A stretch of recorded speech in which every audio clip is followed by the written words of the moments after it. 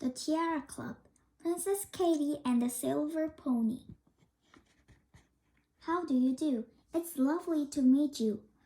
We are all so glad you're here. Oh, I'm so silly. Maybe you don't know who we are. We are the Princesses Katie, that's me, Charlotte, Emily, Alice, Daisy, and Sophia. And we share the Rose Room dormitory at the Princess Academy, and one day we'll all be members of the totally fabulous Tiara Club. Just as long as we get enough Tiara points, of course. Do you ever feel really tired after a party? Well, we had a wonderful birthday ball here at the Academy, but for the next few days, it was so hard to get up. Chapter 1. I couldn't believe the alarm bell was ringing and ringing. I put my pillow over my head and shut my eyes tight. Woof! The pillow was snatched away, and there was Princess Alice grinning at me. It's no good, she said cheerfully. Fairy G's been in twice now, and if we don't get to breakfast in 10 minutes, we'll all get minus Tiara points, and none of us will ever be members of the Tiara Club. I'm tired, I moaned. Cheer up, Princess Sophia plunked herself down on my bed. It's Friday today, so tomorrow's Saturday, and that's the royal parade, Charlotte and Emily shouted together. Daisy threw her pillow in the air and cheered. And we'll all be wearing our very best dresses, she crowded. I groaned and crawled out of my bed. 8 minutes, Alice warned me. Do hurry up, Katie. We simply can't have Rose Rooms beaten up by Princess Perfecta and her creepy crew. That did make me hurry. In fact, I totally zoomed into my clothes.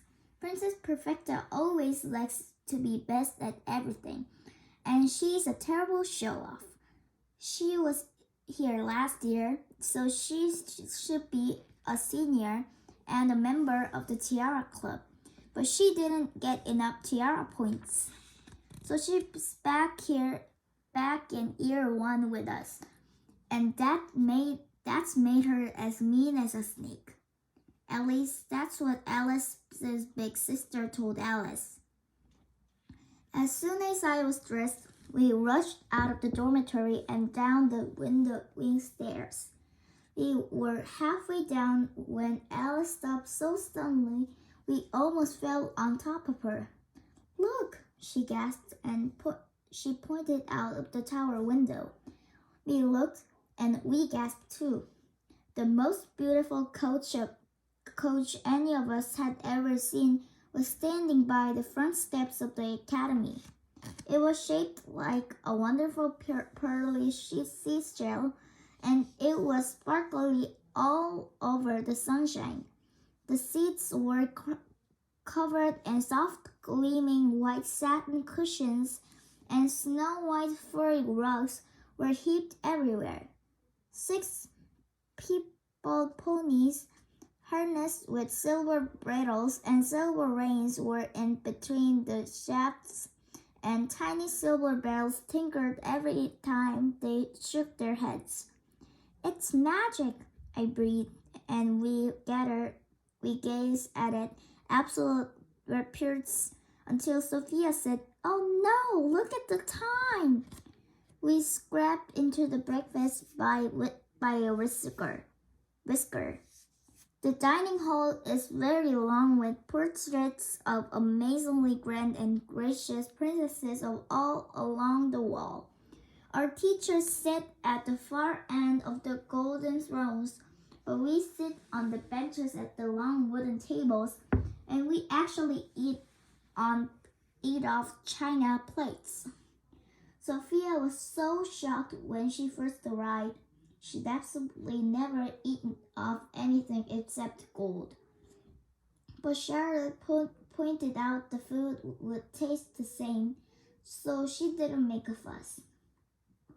Because we were so late, We had to sit on the table, on the end table, and there were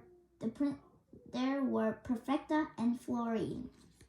Oh, goodness me, Perfecta sneered, looking at Emily and Daisy's bird nest hair. I'll see what kind of wish you'll make this morning. You'll be wishing for a hairbrush. And she and Florian fell about as if she made the best joke ever. Ignore her, Sophia hissed under her breath. But Emily was looking at Perfecta with wide eyes. What do you mean? She asked. What wish? What? Perfecta threw up her hands as if Emily had asked her something weirdly stupid.